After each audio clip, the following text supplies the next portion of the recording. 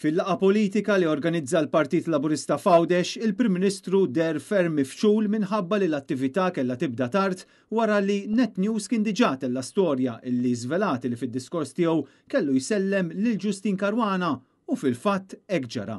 Il-lik mill-qalba tal-Partit Laburista kienet konfermata mill-Prim Ministru nnifsu illi jagħmel eżatt kif qalulu biex jagħmel. Irringrazzja lil Justin Caruana li kienet preżenti għal din l-attività għax-xogħol illi għamlet fil-passat.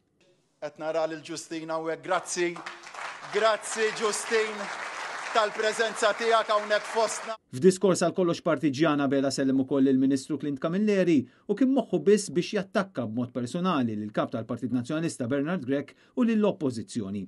Fawdex il-Prim Ministru qal li l-Labor qiegħed hemm mal-ġid tal-poplu biex iservi imma fl-ebda ħin ma semma l-fatti li l-aktar li marru tajjeb kienu dawk ta' madwaru fosthom il-mara ta' Clayton Bartolo illi inqabdet f'każ serju ta' frodi tant illi kellha trott lura parti mill-flus. Dwar ir-rapport tal-Kummissarju tal-Standards Abela qal biss li l-iskandlu ta' Clayton Bartolo l-mara tiegħu seħħ 3 snin ilu iżda fl-ebda ħin ma ammetta li kien ilu da żmien kollu jaħbi il-fatti li seħħew.